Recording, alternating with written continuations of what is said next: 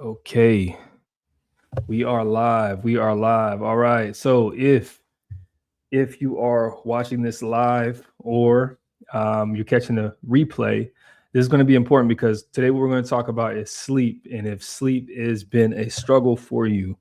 Okay, if sleep has been a struggle for you, let me take a quick swig.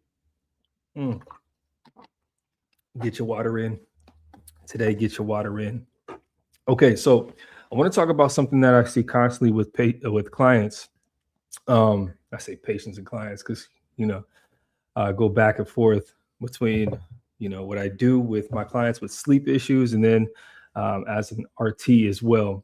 So I see this a lot with people where they say they can't sleep ever, right? They say they can't sleep ever, but especially those that feel an anxiety when they reach the bed, either waking up or either waking up 3 o'clock 4 o'clock in the morning, or when they hit the bed and they're getting ready to go to sleep, they start feeling an anxiety. They start feeling this pressure to go to sleep. So I wanted to talk to this point here. For those that say they can't sleep ever, I mean, that for one, that can never be. So you wouldn't be alive if you could never sleep. But what I'm hearing when people say they can't sleep ever is that they're not getting deep enough rest. They're not sleeping long enough. And that's something that I wanted to talk to, because you don't hear a lot of this talk. You don't hear a lot of these conversations going on for people that are struggling with sleep. So if anxiety hits you the moment you walk into your bedroom, or your body tightens as soon as you lie down, your bed, if it feels like a crash site, if it feels like something that you're struggling with or you're fighting with, the nighttime itself can actually make your nervous system more tense before you even have that thought. Then this is definitely for you. Okay, so um and if you've ever been told like you're just overthinking or this is just stress, I want you to know something right away. This is not just overthinking or stress. This isn't the full picture. So I need you to just back up, see the full picture. I need you to understand exactly what's going on. And here's the part that most people don't realize. Okay, the bed itself can become a threat signal. Okay, a signal of threat. The bed itself, not because it's dangerous, but because your body remembers that they're struggling there. So long nights, they cause you to stay awake. You kind of go through this cycle in this pattern of staying awake, or whatever you do in the morning. You wake up 2 or 3 in the morning and you're sitting there. You're probably scrolling through social media or watching TV, right? Trying to force sleep, watching the clock, thinking about your day and what you have to do, um, throughout the day. And you're sitting there and you're trying to just get some sleep. And you know that your day is going to be full of very low energy, right? You know your day is going to be full of um, just this struggle of this low energy and coffee and energy drinks and trying to push yourself through the day. But you know that that's exactly how your day is going to go, because you're not getting good enough. You're not getting deep enough sleep. So you're trying to force it. You're watching the clock. You're feeling stuck. Well, your nervous system doesn't forget that. It doesn't at all. So now when a nighttime approaches, you've went through the whole day, you've struggled throughout the whole day, your body reacts. And it reacts before your mind even gets involved. Okay. So um all right. So yeah. So your body, your mind reacts, okay? And your body reacts before your mind gets involved. So that anxiety that you feel, that worry that you feel, that's not random. That's something that's learned because it's a pattern. And our bodies are trained to run off of patterns. It's our minds are trained to learn off of things that we've learned and experienced, to keep us from harm, to keep us from danger, to keep us safe. That's just how our brains work. So now the bed, instead of it being a signal of safety, a signal of rest, a signal of peace, it's a battleground, because your body has learned exactly from the past dealing with not getting rest, how that feeling is deep down now in a very, very, you could say, primal way, or a very deep nervous system way, to where now you're associating the bed with danger.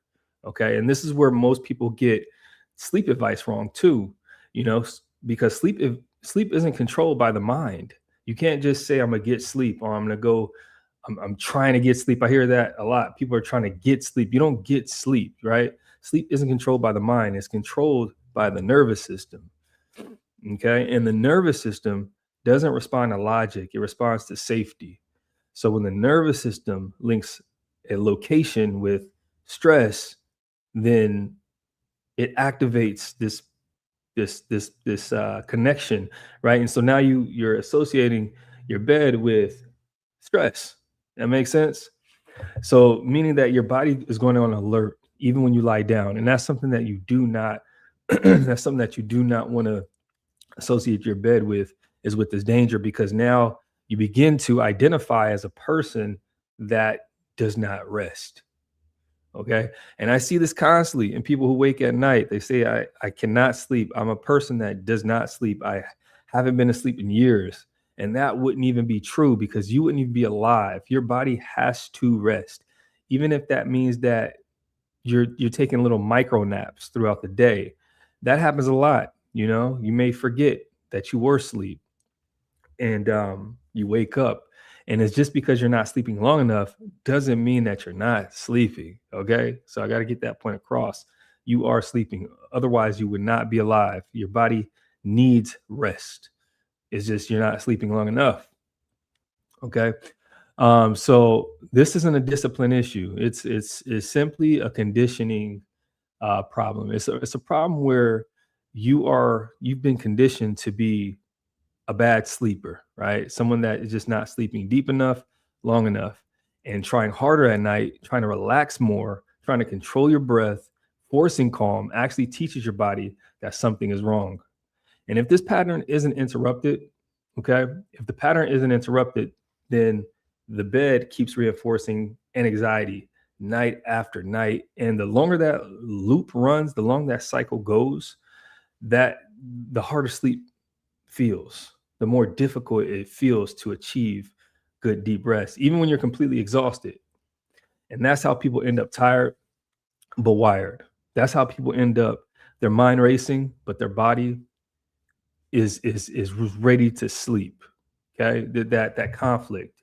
You got the head wanting to get rest, but your body just won't allow it. Okay, and then over time, people start fearing the night itself. But the good news is that pattern can be learned. Okay, just like anything, that pattern can be learned, which means it can be unlearned as well. All right. So you don't need to force calm. You don't need better discipline. You don't need to fix yourself. You need to change what the body expects from the nighttime. And when safety is restored, sleep often follows on its own. When safety is restored.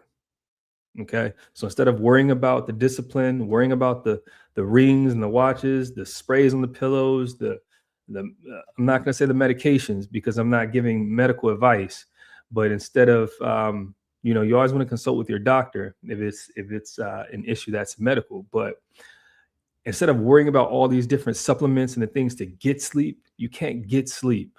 Okay. You focus on safety. That's where that shift comes. When you learn that, that's when the shift occurs.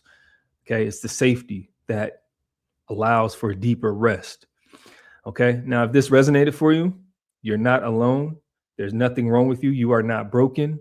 So just remember that you are not broken. You're not alone. There's plenty of people that have sleep issues. I just learned not too long ago that there's I think over 24 sleep disorders, issues with sleep, from restless leg syndrome to sleep apnea to insomnia. There's so many different issues with sleep, and I very very very fervently, very passionate about this, because not only I used to have sleep issues, but also this is something that's not talked about enough, right? And I always say to clients that nutrition and sleep are two of the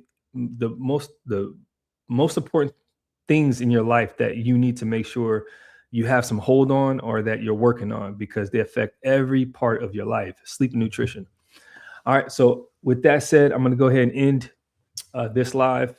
And if you like this, man, like, share it, drop a comment, drop a question. And obviously, this is what I love to do. So if you if you would like to jump on a 15-minute call and I can give you some of my best strategies for your situation that you're dealing with, just go ahead and you can click the link in the bio or shoot me a DM. All right. With that said, peace. Be great. Happy Tuesday. Let's go.